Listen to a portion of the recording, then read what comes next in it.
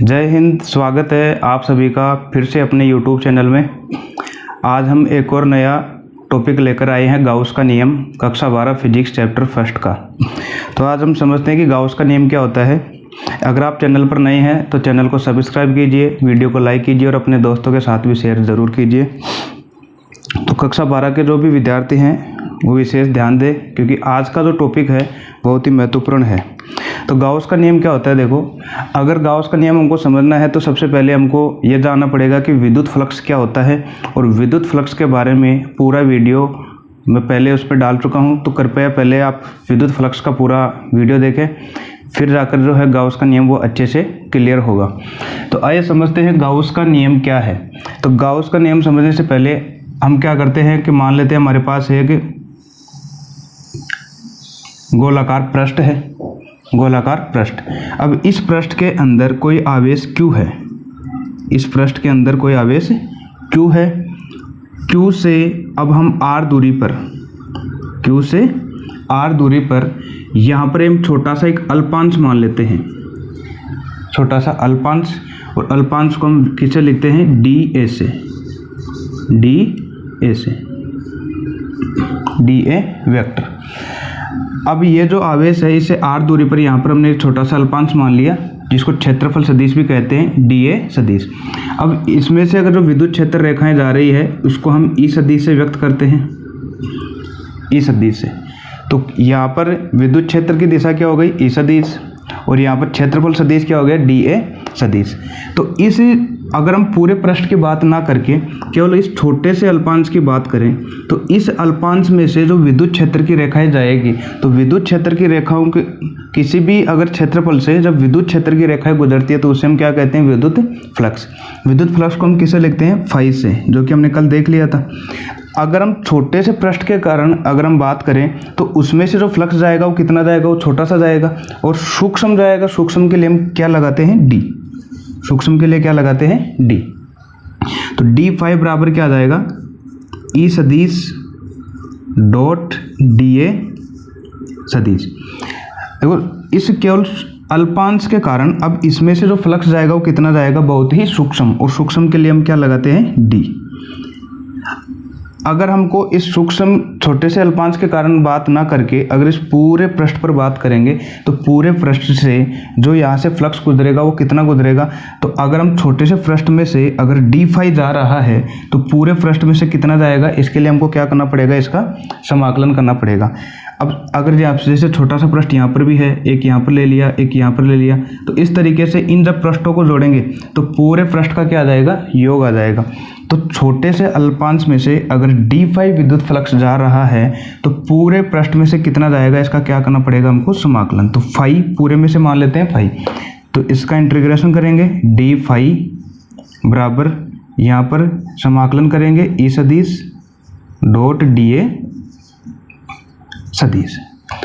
अब यहाँ से अगर इसको हम देखें तो ये डॉट सदिश, यहाँ पर डॉट आ रहा है बीच में, इनकी अदिश गुणनफल है। इसको अगर हम खोलेंगे तो क्या आएगा? Phi is equal to E सदिश समाकलन E सदिश डॉट dA सदिश बराबर क्या होता है? E का परिणाम dA into cos theta, into cos theta. तो ये पूरे इस पृष्ठ में से गुजरने वाले फ्लक्स की मात्रा क्या आ गई? E dA कोस थीटा। अब देखो, यहाँ से अगर इस बिंदु से हम बात करें, यहाँ पर हमने क्या लिया था? अल्पांश dA। अगर अल्पांश की दिशा भी इधर ही है और विद्युत क्षेत्र की दिशा भी इधर ही है तो यहाँ पर जो इन दोनों के बीच में जो कोण आएगा थीटा बराबर कितना आएगा? 0 डिग्री। तो यहाँ पर अगर हम थीटा का मान रखेंगे 0 डिग्री, थीटा बराबर 0 डिग्री हो, तो अभी 0 डिग्री क्यों आया? क्योंकि ये जो हमारे पास विद्युत क्षेत्र है और ये क्षेत्रफल सदिश है, दोनों की दिशा क्या है? एक ही। जब दोनों की दिशा एक ही होती है तो इनके मध्य कोण का मान कितना आएगा? 0 डिग्री। तो यहाँ से phi is equal to integration E into dA, क्योंकि कोस थीटा, थीटा की जगह अगर 0 रखेंगे तो कोस 0, और कोस 0 की वैल्यू क्या आ जाएगी? 1। तो फाई इज इक्वल टू क्या आ जाएगा? समाकलन E dA। अब यहाँ से अगर हम आगे देखें, फाई इज इक्वल टू, ये विद्युत क्षेत्र है, इसको तो ले लेंगे बाहर, और समाकलन किसका करना पड़ेगा? इस dA का, अल्पांश का समाकलन करेंगे। इनकी छोटे छोटे अल्पांशों का योग। समाकलन का मतलब होता है योग। जैसे एक अल्पांश यहाँ पर है, दूसरा यहाँ पर, तीसरा यहाँ पर, चौथा यहाँ पर, तो पूरे अगर अल्पांशों को जोड़ते जाएंगे तो ये क्या है, गोला। तो ये गोले का पृष्ठ आ जाएगा, गोले का पृष्ठीय क्षेत्रफल। तो इस पूरे गोले का जो पृष्ठीय क्षेत्रफल आएगा, इनकी डी ए को जोड़ेंगे तो पूरा क्षेत्रफल क्या आ जाएगा, ए आ जाएगा। पूरा क्षेत्रफल क्या आ जाएगा, ए। डी ए, ये भी डी ए, ये भी डी ए। अब हम मान लेते हैं जब इन सब डी ए को जोड़ेंगे तो पूरा जो एरिया है वो कितना आ जाएगा, ए आ जाएगा। तो इसका अगर हम समाकलन करेंगे तो फाइव बराबर ई ए आ जाएगा, क्योंकि अगर डी ए का अगर हम समाकलन करेंगे डी ए का, तो किसके बराबर आ जाएगा, पूरा एरिया। इसे गोले का क्या आ जाएगा, पूरा एरिया। अब यहाँ पर ई ए, तो फाइव इज इक्वल टू ई, और ये क्या है, क्षेत्रफल। और गोले का क्षेत्रफल हम जानते हैं क्या होता है, 4 पाई आर स्क्वायर।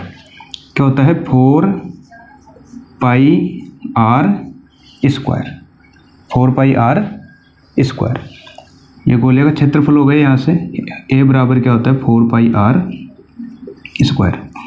अब ये जो विद्युत क्षेत्र है, ये हमने शुरू में देख लिया था, विद्युत क्षेत्र, और ये है आवेश Q। तो इस आवेश Q के कारण विद्युत क्षेत्र की तीव्रता क्या हो जाएगी, तो 5 बराबर क्या हो जाएगा, E बराबर क्या होता है, K into Q upon R square. ये E का फॉर्मूला होता है। E के बाद में डॉट 4 पाई आर स्क्वायर। यहाँ पर हम लिख देंगे E का मान क्या है, K into Q upon R square. इस Q आवेश के कारण विद्युत क्षेत्र की तीव्रता का फॉर्मूला जो कि पहले की वीडियो में हमने देख लिया था। तो 5 बराबर क्या आ जाएगा, ये आर स्क्वायर से तो आर स्क्वायर कट जाएगा, और K, चलो K की वैल्यू भी रख देते हैं। K की वैल्यू क्या होती है, कूलॉम के नियम में हमने देखा था 1/4 पाई एप्सिलॉन नॉट। K की वैल्यू क्या हो जाएगी, 1/4 पाई एप्सिलॉन नॉट। अरे K के बाद में क्या है, इंटू क्यू इंटू 4 पाई। अब यहाँ से अगर हम देखें 4 पाई से तो 4 पाई कट जाएगा, तो 5 बराबर क्या आ जाएगा, Q अपॉन एप्सिलॉन नॉट। 5 बराबर क्या आ गया, Q अपॉन एप्सिलॉन नॉट। तो विद्युत फ्लक्स का मान क्या आ गया, Q बटा एप्सिलॉन नॉट। यही क्या है हमारा गाउस का नियम। यही क्या है, गाउस का नियम। तो गाउस का नियम क्या होता है, किसी भी पृष्ठ से निर्गत कुल फ्लक्स की जो मात्रा है या कुल फ्लक्स का जो मान है, इस पृष्ठ में उपस्थित कुल आवेश और इस विद्युतशीलता का जो अनुपात है या एप्सिलॉन नॉट का अनुपात क्या कहलाता है, गाउस का नियम। तो गाउस का नियम किसे कहते हैं, कोई भी अगर हमारे पास बंद पृष्ठ है, इस बंद पृष्ठ से जो विद्युत फ्लक्स गुजरेगा, तो इस बंद पृष्ठ से गुजरने वाला जो कुल फ्लक्स है वो किसके बराबर होगा, इस पृष्ठ में उपस्थित कुल आवेश और एप्सिलॉन नॉट के अनुपात के बराबर होता है। ये अनुपात हो गया, आवेश और एप्सिलॉन नॉट का अनुपात किसके बराबर होता है, विद्युत फ्लक्स के बराबर होता है। इसी को हम क्या कहते हैं, गाउस का नियम। तो वो गाउस का नियम हमने यहाँ से डायरेक्ट नहीं सिद्ध किया है इसको, क्योंकि यहाँ से हमने पहले चालक गोला लिया, गोले के कारण हमने 5 बराबर क्या निकाल दिया, Q अपॉन एप्सिलॉन नॉट। और वैसे जो हमने देखा विद्युत फ्लक्स बराबर क्या होता है, 5 is equal to E into A into cos theta, और ये होता है वैसे विद्युत फ्लक्स का मान। तो ये दोनों ही, अब इससे भी जो फ्लक्स का मान ये आया है और इससे फ्लक्स का मान ये आया है, ये दोनों क्या होते हैं, बराबर। तो ये जो 5 बराबर Q अपॉन एप्सिलॉन नॉट है, इसी को गाउस का नियम कहते हैं। अगर पूछा जाए कि गाउस का नियम क्या है बताइए, तो गाउस का नियम क्या होगा, किसी भी बंद पृष्ठ से निर्गत कुल फ्लक्स की जो मात्रा है वह उसमें उपस्थित कुल आवेश और एप्सिलॉन नॉट के अनुपात के बराबर होता है। इसे ही गाउस का नियम कहते हैं। ये जो गाउस का नियम है, इसकी जो थ्योरी है वो आपको नोट्सों में मिल जाएगी। हम केवल यहाँ पर इसके डेरिवेशन देख रहे हैं। तो कमेंट करके बताओ यहाँ से जो गाउस का नियम हमने ये सिद्ध किया है वो क्लियर है कि नहीं है।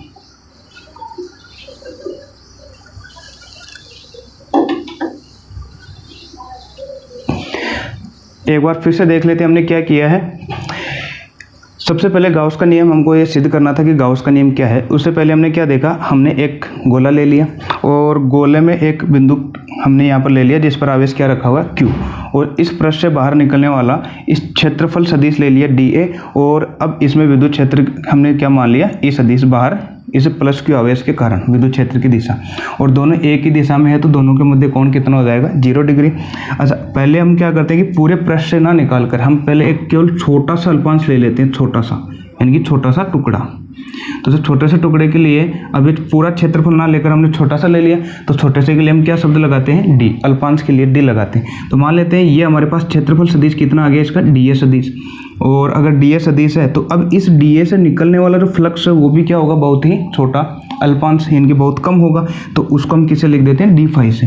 तो केवल इस डी ए से निकलने वाला जो फ्लक्स वो कितना होगा, डी फाई बराबर ई सदिश डॉट डी ए सदिश। और डॉट से हम जब इसको खोलेंगे तो ई डी ए कोस थीटा। अगर हमको पूरे पृष्ठ की बात करनी है तो इसका हम पूरे का क्या कर देंगे, समाकलन। तो पूरे का अगर इनको सभी को जोड़ते जाएंगे इसको बोलते हैं समाकलन शब्द से। तो समाकलन इसको जो अगर करेंगे तो यहाँ पर कितना आ जाएगा, फाइव बराबर समाकलन ई इंटू डी ए। और डी ए छोटे छोटे को जोड़ेंगे तो पूरा क्या आ जाएगा, ए। और ए क्या होता है हमारे पास, वक्र पृष्ठ का क्षेत्रफल। तो गोला है और गोले का पृष्ठीय क्षेत्रफल क्या होता है, 4 पाई आर स्क्वायर। ए की वैल्यू यहाँ पर रख दें और ए की वैल्यू हमने पहले पढ़ लिया है, K into Q upon R square होता है। जब इसको काटेंगे तो फाइव बराबर क्या आ जाएगा, क्यू अपॉन एप्सिलॉन नॉट। ये है गाउस का नियम।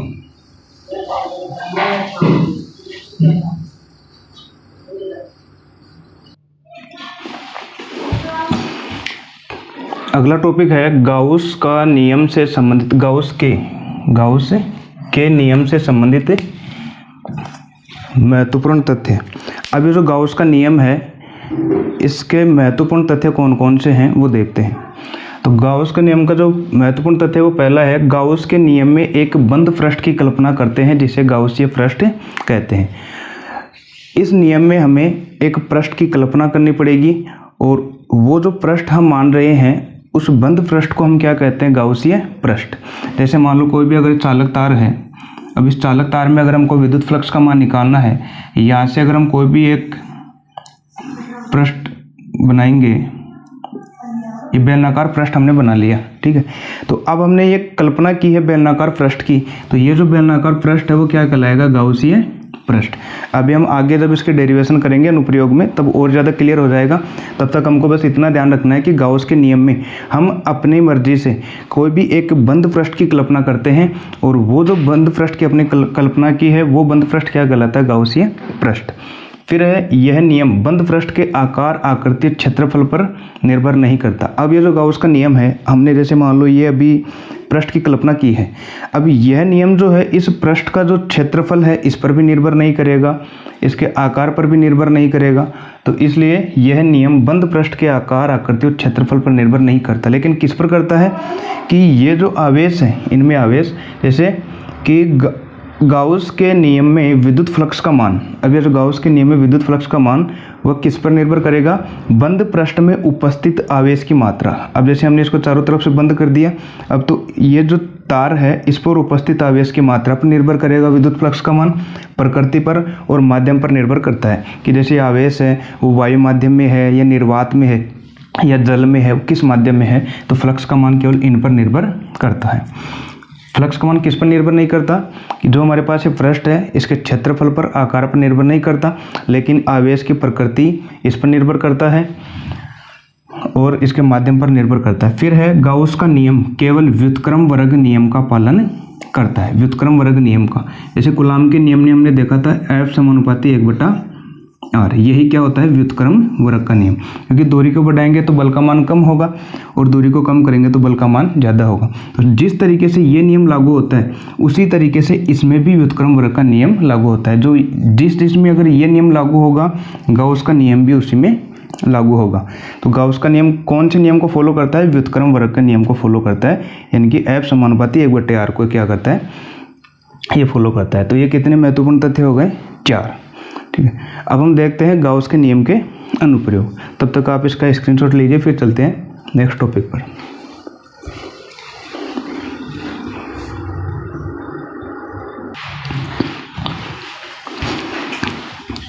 अगला टॉपिक है गाउस के नियम के अनुप्रयोग। इनकी जो गाउस का नियम है हम वो कहाँ अप्लाई करेंगे। तो पहला है अनंत लंबाई के सीधे चालक तार के कारण विद्युत क्षेत्र की तीव्रता ज्ञात करेंगे, ठीक है। तो गाउस के नियम से, यानी कि गाउस के नियम की सहायता से हमें विद्युत क्षेत्र की तीव्रता निकालनी है। तो गाउस का नियम क्या होता है, तो देखो गाउस का नियम होता है phi is equal to Q upon epsilon naught. इसकी सहायता से हमको क्या निकालनी है, विद्युत क्षेत्र की तीव्रता। और वैसे जो हमने विद्युत फ्लक्स की परिभाषा देखी थी तो फाई इज इक्वल टू क्या आया था हमारे पास, E into D A cos theta, E D A cos theta. यानी कि ये जो दोनों फ्लक्स, इससे भी हम किसका मान निकाल रहे हैं, विद्युत फ्लक्स का, इससे भी किसका मान निकाल रहे हैं, विद्युत फ्लक्स का। इसका मतलब है अगर हम इससे भी विद्युत फ्लक्स का जो मान निकालेंगे या इससे जो विद्युत फ्लक्स का मान निकालेंगे वो दोनों ही क्या आएंगे, बराबर। तो इसका मतलब है अगर ये विद्युत फ्लक्स बराबर है तो फिर ये दोनों भी क्या होंगे, बराबर। तो इन दो फॉर्मूलों का हम यूज करके हम क्या निकालेंगे, विद्युत क्षेत्र की तीव्रता। तो पहले तो सबसे ज़्यादा आपको ये क्लियर होना चाहिए कि जब भी अगर हम गाउस के नियम का अगर अनुप्रयोग में कोई भी अगर डेरिवेशन देखेंगे तो ये दो फॉर्मूले लगाने हैं विद्युत फ्लक्स के। एक तो phi is equal to Q upon epsilon naught, जो कि क्या होता है, गाउस का नियम, इसकी सहायता से निकालेंगे। और एक क्या होता है, phi is equal to E D A cos theta, एक इसकी सहायता से निकालेंगे। तो पहला जो अनुप्रयोग है वो क्या है, एक हमको अनंत लंबाई का सीधा चालक तार लेना है और जिसकी सहायता से हमको विद्युत क्षेत्र की तीव्रता ज्ञात करनी है। तो अनंत लंबाई का सीधा चालक तार, जैसे मान लीजिए चालक तार है और ये बहुत बड़ा है हमारे पास, यानी कि इसकी लंबाई बहुत ज़्यादा है। तो इस चालक तार के कारण हमको क्या निकालनी है, किसी भी बिंदु पर कोई बिंदु ले लेंगे और इस पर क्या निकालनी है, विद्युत क्षेत्र की तीव्रता। तो विद्युत क्षेत्र की तीव्रता निकालने से पहले हमको क्या निकालनी पड़ेगी, उसकी दिशा, विद्युत क्षेत्र की दिशा, विद्युत क्षेत्र की दिशा। तो पहले हम विद्युत क्षेत्र की दिशा ज्ञात कर लेते हैं। तो ये है, माना हमारे पास एक अनंत लंबाई का क्या है, चालक। ये हमारे पास अनंत लंबाई का क्या है, चालक है, ये तार है और इस पर आवेश प्लस आवेश क्या है, समान रूप से वितरित है। इसे चालक पर आवेश वितरित है। तो हम क्या करते हैं, L लंबाई का हम एक बार चालक ले लेते हैं। इस चालक की लंबाई क्या ले लेते हैं, L। और यहाँ से लेकर यहाँ तक की जो हमने चालक ले लिया एक बार, इनकी एक इसकी जो निश्चित राशि है वो ले लिया। अब इस चालक के मध्य बिंदु से तो मध्य बिंदु का मान लेते हैं O, मध्य बिंदु से O से R दूरी पर, मध्य बिंदु O से R दूरी पर कोई एक बिंदु P स्थित है, एक बिंदु P स्थित है। इस P पर हमको क्या ज्ञात करनी है, विद्युत क्षेत्र की दिशा, बिंदु P पर, बिंदु P पर।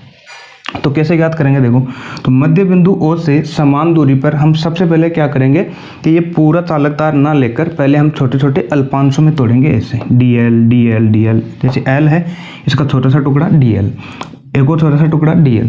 तो हम मान लेते हैं कि यहाँ पर एक छोटा सा टुकड़ा हमने ले लिया, वो कौन सा है, dl टुकड़ा ले लिया। इतनी ही दूरी पर हमने एक यहाँ पर भी ले लिया dl, अल्पांश ले लिया dl, ठीक है। अब हम देखते हैं इस अल्पांश के कारण इस बिंदु पर विद्युत क्षेत्र की तीव्रता, इस अल्पांश के कारण बिंदु P पर विद्युत क्षेत्र की तीव्रता कहाँ होगी, आगे की ओर, क्योंकि प्लस के कारण कहाँ होगी, आगे की ओर,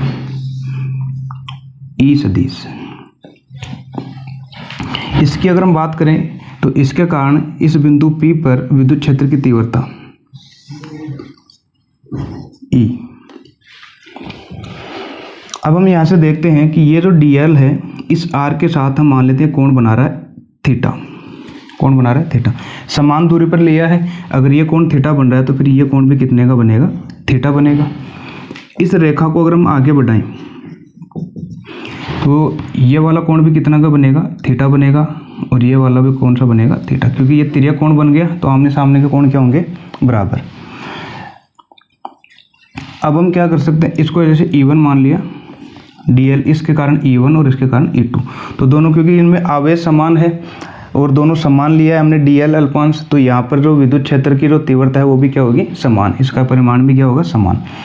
अब हम क्या करते हैं कि ये जो विद्युत क्षेत्र की तीव्रता E1 और E2 है, इसके साथ कोण थीटा बना रही है, तो इसको हम घटकों में वियोजित करेंगे, जो कि पहले वीडियो में मैंने बता दिया था घटकों में वियोजित कैसे करते हैं। जैसे E2 है, E2 को सबसे पहले अगर घटक में तोड़ेंगे तो पहले तो एक तो जैसे ये वाला हमारे पास घटक होगा और एक ऊर्ध्वाधर घटक, ये क्षैतिज घटक और ऊर्ध्वाधर घटक, ऐसे ये दो घटक होंगे। तो E2 को तोड़ रहे हैं तो E2 के साथ जो थीटा कोण बना रहा है वह तो किसके साथ होगा, थीटा वाला हमेशा कोस थीटा बनाता है, तो ये तो कौन सा बन जाएगा, इस थीटा के साथ E2 कोस थीटा, थीटा वाला E2 के साथ कौन सा बन जाएगा, E2 कोस थीटा, और बिना कोण वाला कौन सा बन जाएगा, ये बन जाएगा E2 साइन थीटा।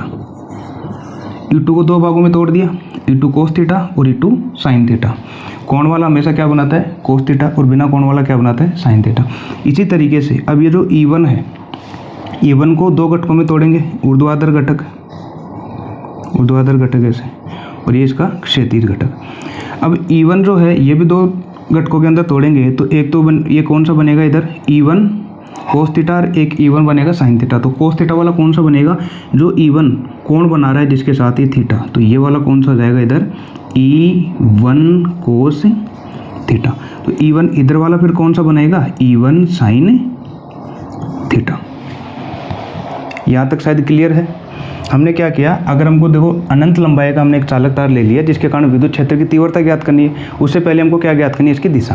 तो पहले हमने अनंत लंबाई का है तो हमने मान लिया कि कोई L लंबाई का टुकड़ा है और इसके मध्य बिंदु से R दूरी पर कोई बिंदु P है, इस पर विद्युत क्षेत्र की हमको क्या निकालनी है, दिशा निकालनी है। तो हम क्या करते हैं, इस मध्य बिंदु O से समान दूरी पर दो अल्पांश ले लिया, यहाँ पर समान दूरी पर दो अल्पांश ले लिया, तो इसके कारण विद्युत क्षेत्र की तीव्रता इधर E1 हो गई और इसके कारण कौन सी हो गई, E2। इनको दो घटकों में तोड़ दिया। अब ये देखो E1 साइन थीटा, ये तो घटक नीचे की ओर है, और E2 साइन थीटा ये कहाँ है, ऊपर की ओर। तो ये जो दो घटक हैं इनकी दिशा क्या है, विपरीत। तो ये जो निरक्षीय घटक है, कौन से, निरक्षीय घटक, क्योंकि निरक्ष की स्थिति पर है, तो ये दोनों एक दूसरे के क्या है, विपरीत है। तो ये एक दूसरे को क्या कर देंगे, निरस्त कर देंगे। ये घटक तो क्या कर देंगे, निरस्त। लेकिन ये जो दोनों एक ही डायरेक्शन में है, E1 कोस थीटा और E2 कोस थीटा, ये क्या हो जाएंगे, जुड़ जाएंगे। तो E1 cos theta plus E2 cos theta. तो यहाँ से डायरेक्शन किधर आई, इस बिंदु P पर विद्युत क्षेत्र की तीव्रता कहाँ पर आई, बाहर की ओर। ये देखो दोनों इधर है, बाहर की ओर। तो ये E विद्युत क्षेत्र की दिशा कहाँ आएगी, बाहर की ओर। तो विद्युत क्षेत्र की दिशा हमने पता कर लिया। अगर हमको पास अनंत लंबाई का कोई तार है, अगर कोई इधर बिंदु P है तो बाहर की ओर होगी, अगर ये बिंदु इधर होता तो इधर हो जाती है, इधर विद्युत क्षेत्र की दिशा इधर। यहाँ तक क्लियर है। तो इसको लिखना कैसे है, सबसे पहले हम लिखेंगे कि माना हमारे पास एक अनंत लंबाई का चालक तार है, जिसे हमने एक L लंबाई का चालक तार मान लिया, जिसके मध्य बिंदु O से R दूरी पर कोई एक बिंदु P स्थित है। इस बिंदु P पर हमको विद्युत क्षेत्र की दिशा ज्ञात करनी है। तो मध्य बिंदु O से हमने समान दूरी पर दो अल्पांश DL मान लिया, और DL अल्पांश के कारण विद्युत क्षेत्र की तीव्रता E1 तथा इसको A और B नाम दे देते हैं, और बिंदु B पर जो DL अल्पांश है इसके कारण विद्युत क्षेत्र की दिशा E2 है। तो E1 व E2 को जब हम घटकों में वियोजित करते हैं तो निरक्षीय घटक E2 साइन थीटा और E1 साइन थीटा प्राप्त होते हैं, जो कि एक दूसरे को निरस्त कर देते हैं। और जो क्षैतिज घटक है E2 कोस थीटा और E1 कोस थीटा, ये एक दूसरे के साथ जुड़ जाते हैं और विद्युत क्षेत्र की दिशा हमको बाहर की ओर प्राप्त हो जाती है। तो ये है विद्युत क्षेत्र की दिशा। यहाँ तक क्लियर है। अगर ये क्लियर है तो अब हम निकालेंगे विद्युत क्षेत्र की तीव्रता। तो विद्युत क्षेत्र की तीव्रता निकालने के लिए अब हमको आगे चलते हैं। तब तक आप इसका स्क्रीनशॉट लीजिए।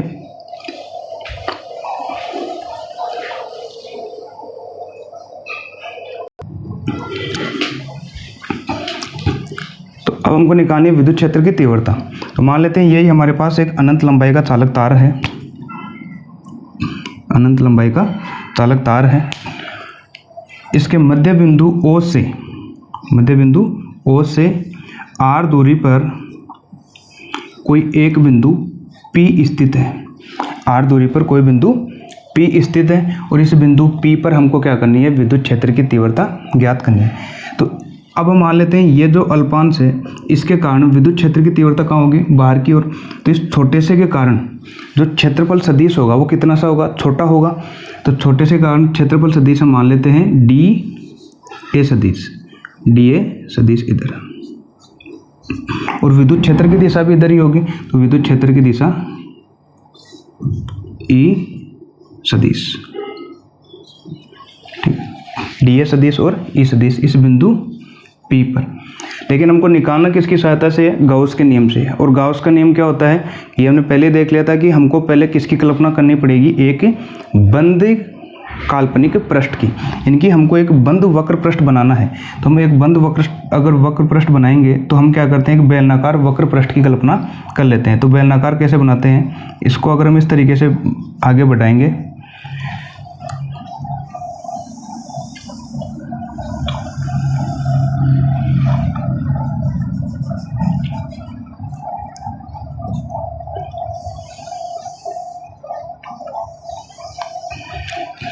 तो ये जो हमने एक क्या बना लिया, इसका बंद पृष्ठ बना लिया, यानी कि इस बेलनाकार पृष्ठ के अंदर ये क्या है, हमारे पास एक चालक है। यानी कि हम इसको किस तरीके से समझ सकते हैं,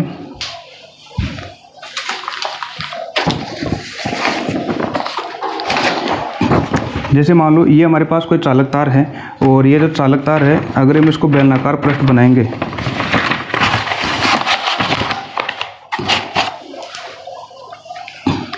ये है हमारे पास एक बेलनाकार पृष्ठ, और इसमें चालक तार कुछ इस तरीके से मध्य भाग से ऐसे, और यहाँ से ऊपर से ये निकल रहा है। तो ये पूरा क्या हो गया, एक बेलनाकार वक्र पृष्ठ, बंद पृष्ठ हो गया इसके चारों ओर। तो इसमें अगर हम बात करें, जैसे ये बेलनाकार पृष्ठ है और इसके अंदर से चालक तार ऐसे इस तरीके से, ये बाहर की ओर और इधर से पीछे की ओर, तो इसके चारों तरफ हमने क्या मान लिया, एक बेलनाकार वक्र पृष्ठ मान लिया। क्लियर है यहाँ तक। अब हम देखते हैं इसे कि इस बिंदु P पर हमको क्या ज्ञात करनी है, विद्युत क्षेत्र की तीव्रता। तो यहाँ पर हम 3 पृष्ठ देख सकते हैं। तो ये जो बेलनाकार हमने बनाया है, तो इसका ऊपर वाला पृष्ठ को मान लेते हैं S1, इस पृष्ठ को हम क्या मान लेते हैं S1, और इसको मान लेते हैं S2, और ये जो पूरा वक्र पृष्ठ है इसको मान लेते हैं S3। कितने पृष्ठ हो गए, जिसमें से 2 तो हो गए वर्ताकार, क्योंकि ऊपर वाले अगर बेलन का अगर हम देखें तो बेलनाकार का जैसे अगर इस तरीके से है तो ऊपर वाला हो गया वर्ताकार, और एक नीचे वाला हो जाएगा वर्ताकार, और एक पूरा वक्र बेलन का हो गया, ये हो गया S3। अब हमको पता है कि अगर चालक तार है तो चालक तार पर विद्युत क्षेत्र की दिशा हमेशा कहाँ होगी, बाहर की ओर होगी। तो चाहे किसी भी बिंदु पर लेंगे तो कहाँ होगी, बाहर की ओर। अगर हम यहाँ पर इस बिंदु पर लेंगे तो इस बिंदु पर भी कहाँ होगी, विद्युत क्षेत्र की तीव्रता बाहर की ओर होगी, E सदिश। इस बिंदु पर भी लेंगे तो ये भी कहाँ होगी, बाहर की ओर। लेकिन यहाँ पर अगर हम बात करें क्षेत्रफल सदिश की, अब देखो ये जो वक्र पृष्ठ था, अभी हमने वक्र पृष्ठ देखा, जैसे बेलनाकार पृष्ठ है, ये कुछ इस तरीके से है। अब इसमें हमने क्या किया कि यहाँ पर अगर छोटा सा अल्पांश लिया था, जिसके कारण ये क्षेत्रफल सदिश इधर हो गया था। लेकिन ऊपर का जो पृष्ठ है, ये जो पृष्ठ है, अब इसका क्षेत्रफल सदिश कहाँ होगा, ऊपर की ओर, क्योंकि पृष्ठ ऐसे हो गया ना, और क्षेत्रफल सदिश कहाँ होता है, लंबवत होता है हमेशा। तो इसका जो क्षेत्रफल सदिश होगा वो कहाँ होगा, ऊपर की ओर, DA सदिश। और इसका कहाँ होगा, नीचे वाला जो वर्ताकार वाला भाग है इसका, तो ये भी पृष्ठ है, तो इसका लंबवत होगा नीचे की ओर, यहाँ पर DA सदिश। तो यहाँ पर अब देखो हमारे पास 3 पृष्ठ हो गए, और 3 पृष्ठ के अंदर कोण अगर हम देखें तो पहले वाले यहाँ पर इनके मध्य कोण कितने का बन रहा है, 90 डिग्री का। सेकंड वाले के अंदर भी कितने का बन रहा है, 90 डिग्री का। लेकिन जो ये वक्र पृष्ठ है, दोनों एक ही दिशा में है, विद्युत क्षेत्र भी इधर है, जैसे गोल वाला पूरा भाग है, इधर ही विद्युत क्षेत्र है और इधर ही क्षेत्रफल सदिश है। यहाँ पर थीटा बराबर क्या है, 0 डिग्री। तो इन तीनों पृष्ठों से निकलने वाला कुल फ्लक्स कितना होगा, तो फाई जो है, फाई वो कितना होगा, इन तीनों पृष्ठों से निकलने वाला कुल फ्लक्स। तो तीनों पृष्ठों से हमको पता है, और बंद हमने ये किसको दर्शाता है, ये बीच में अगर जो यहाँ पर गोल है, ये दर्शाता है कि जो पृष्ठ है ना, वो पृष्ठ वो कैसा है, बंद पृष्ठ। ये कौन सा पृष्ठ है, बंद पृष्ठ। कितने पृष्ठ हैं, 3, S1, S2 और S3। और निकलने वाला जो फ्लक्स है वो क्या होता है, E सदिश डॉट DA सदिश। विद्युत फ्लक्स का मान क्या आ जाएगा, कुल फाई बराबर क्या हो जाएगा, बंद पृष्ठ S1, S2, S3, इनकी तीनों पृष्ठों से निकलने वाला कुल फ्लक्स, और E सदिश डॉट DA सदिश। ठीक है, ये क्लियर है यहाँ तक, क्योंकि हमको पता है फाई बराबर क्या होता है, E इंटू DA। तो कुल फ्लक्स कितना होगा, समाकलन करेंगे E सदिश डॉट DA सदिश का, ये क्षेत्रफल सदिश है। और 3 पृष्ठ ले लिए, तीनों के लिए निकालेंगे S1, S2 और ये पूरा वक्र वाला S3 के लिए। अब इसको हम करते हैं अलग अलग, मैं आगे यहाँ पर कर देता हूँ। तो फाई बराबर क्या आ जाएगा, पहले हमको बंद पृष्ठ समाकलन S1 का, इसको अगर खोलेंगे तो E DA cos theta plus दूसरे पृष्ठ के लिए क्या लगा देंगे, यहाँ से S2 लगा देंगे। तो समाकलन S2 E DA cos theta 2। और एक और पृष्ठ है, इसको मैं साफ कर दे रहा हूँ यहाँ से। अगर तो थर्ड वाला क्या आ जाएगा हमारे पास, plus integration S3 E into D A into cos theta. अब यहाँ से तीनों पृष्ठ के लिए, क्योंकि तीनों पृष्ठ से निकलने वाला जो कुल फ्लक्स है, इनको अगर जोड़ेंगे तो हमारे पास टोटल फ्लक्स आ जाएगा इस पृष्ठ से निकलने वाला कुल फ्लक्स। यहाँ से अगर हम देखें, पहले S1 पृष्ठ की बात करते हैं, ये रहा S1 पृष्ठ के लिए, तो यहाँ पर थीटा का मान कितना है 90 डिग्री। तो S1 पृष्ठ के लिए हम क्या लेंगे, S1 पृष्ठ के लिए थीटा बराबर क्या होगा 0 डिग्री। S2 पृष्ठ के लिए भी सॉरी यहाँ पर 90 डिग्री आएगा। S1 पृष्ठ के लिए कितना है 90 डिग्री है। S2 पृष्ठ के लिए भी थीटा बराबर कितना है 90 डिग्री है। लेकिन S3 पृष्ठ के लिए थीटा बराबर कितना है, S3 के लिए है 0 डिग्री। तो ये जो सब मान है थीटा की वैल्यू हम इनमें रखेंगे, तो फाई बराबर क्या आ जाएगा, integration E into D A cos theta की जगह 90 प्लस फिर है S2 E into D A cos, इसमें भी 90, फिर है plus integration E into D A into cos 0 degree, क्योंकि 3 के लिए थीटा का मान कितना आएगा 0 डिग्री। अब ये कोस 90 और कोस 90 का मान कितना होता है, कोस 90 का मान हमारे पास कितना होता है 0। तो ये पूरा ही क्या हो जाएगा, ये तो 0 हो जाएगा। S1 वाला पूरा क्या हो जाएगा 0, S2 वाला भी क्या हो गया 0। लेकिन S3 वाला जो टोटल है फाई इज इक्वल टू कितना आ जाएगा, S3 से निकलने वाला कुल फ्लक्स कोस 0 का मान 1, तो इंटीग्रेशन E इंटू डी ए। तो फाई इज इक्वल टू क्या आ जाएगा हमारे पास, E को बाहर ले लेंगे, समाकलन डी ए, और ये क्या है अल्पांश, छोटे से अल्पांश के कारण। अगर पूरे का हम देखें, पूरे अल्पांश के कारण, तो पूरे अल्पांश के कारण क्या आएगा, देखो ये तो आ गया हमारे पास फाई बराबर E इंटू डी ए। तो पूरे के, चलो इसको आगे और सोल्व कर लेते हैं थोड़ा सा। तो पूरे के कारण कितना आ जाएगा, देखो अब हम यहाँ पर देख रहे हैं डी ए का मान निकालते हैं। तो फाई बराबर क्या आ जाएगा E इंटू छोटे छोटे को अगर जोड़ेंगे डी ए, तो टोटल कितना हो जाएगा ये A, और A क्या होता है हमारे पास वक्र पृष्ठ। ये क्या होता है वक्र पृष्ठ। अब ये जो वक्र पृष्ठ है, हमने कौन सा पृष्ठ माना था, बेलन का वक्र पृष्ठ क्या हो जाएगा यहाँ से, तो बेलन का वक्र पृष्ठ का फॉर्मूला क्या होता है 2πr/h। वक्र पृष्ठ का क्या होता है 2πr/h, लेकिन h की जगह हमने यहाँ पर इसकी लंबाई ली थी, वो क्या ली थी l, तो क्या आ जाएगा 2πr और ये l। तो बेलन का वक्र पृष्ठ कितना आएगा हमारे पास, वक्र पृष्ठ पूरा बेलन का वक्र पृष्ठ कितना हो जाएगा 2πrl, कितना हो गया 2πrl। ये क्लियर है यहाँ तक। यानी कि अगर देखो छोटा सा एरिया है तो पूरा एरिया कितना होगा, पूरा क्षेत्रफल कितना होगा, तो बेलन का पूरा क्षेत्रफल होगा 2πrl। तो a बराबर क्या आ जाएगा 2πrl। यहाँ से इसकी वैल्यू रखेंगे तो फाई बराबर क्या आ जाएगा E इंटू 2πrl, समीकरण नंबर 1। ये तो विद्युत फ्लक्स का मान यहाँ से आया फाई बराबर। लेकिन मैंने क्या कहा था, हमको किसकी सहायता से निकालने, गाउस के नियम से। और गाउस का नियम हमको पता है वो क्या होता है, गाउस का नियम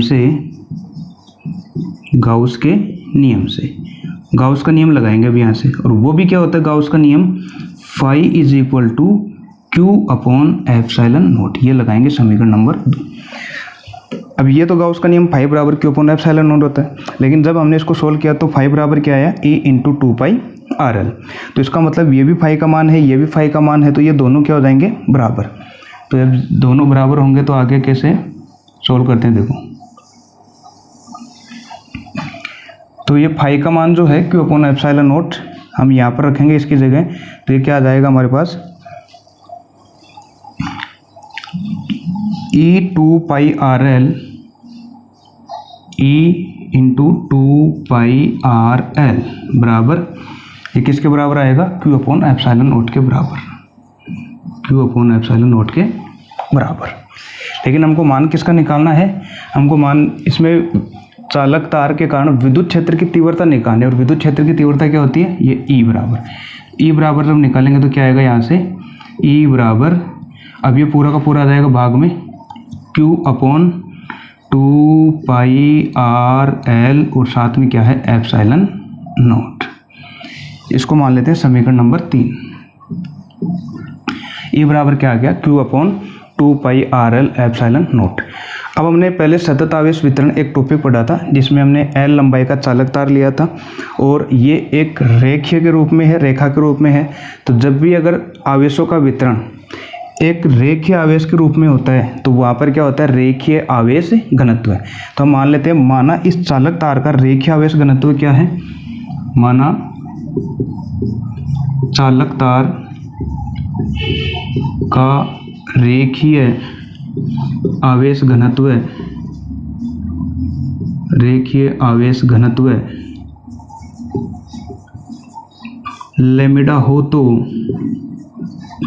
वहाँ पर मैंने लैम्ब्डा की परिभाषा क्या बताई थी कि एकांक लंबाई में उपस्थित आवेश की मात्रा को क्या कहते हैं हम, रेखीय आवेश घनत्व।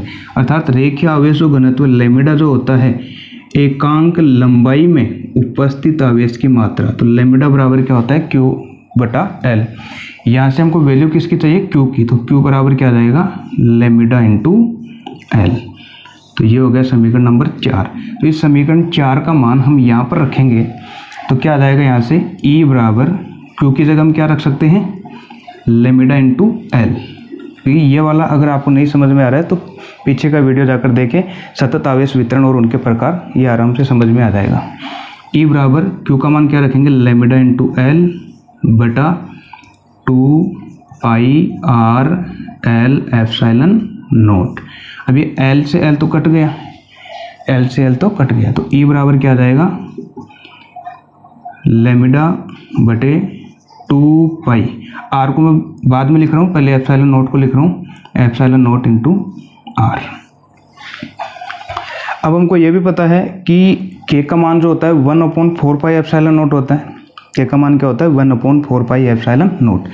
अगर इसको हमको 4 बनाना है तो फिर 2 से गुणा करना पड़ेगा। अगर इसको 2 से गुणा करना पड़ेगा नीचे से, तो ऊपर वाली संख्या को भी कितने से गुणा करना पड़ेगा, 2 से। तो ऊपर क्या आ जाएगा, E बराबर 2 लैम्ब्डा अपॉन, ये क्या हो जाएगा, 2 को 2 से गुणा करेंगे तो 4πε0 इंटू R। अब इस 4πε0 की जगह हम क्या लिख सकते हैं, 1/4πε0 की जगह लिख सकते हैं हम K। तो E बराबर क्या आ जाएगा, K इंटू 2 लैम्ब्डा बटे R। क्योंकि यहाँ से अगर K की वैल्यू फिर से रखेंगे तो 1/4πε0 आएगा, जो कि ये ऊपर वाली राशि आ जाएगी। तो विद्युत क्षेत्र की तीव्रता यहाँ से क्या आ जाएगी, E बराबर K into 2 lambda upon R। तो ये हमारे पास विद्युत क्षेत्र की तीव्रता किसके कारण आ जाएगी, एक अनंत लंबाई का सीधा चालक तार है जिसके कारण E बराबर K into 2 lambda upon R। तो कमेंट करके बताओ ये क्लियर है क्या।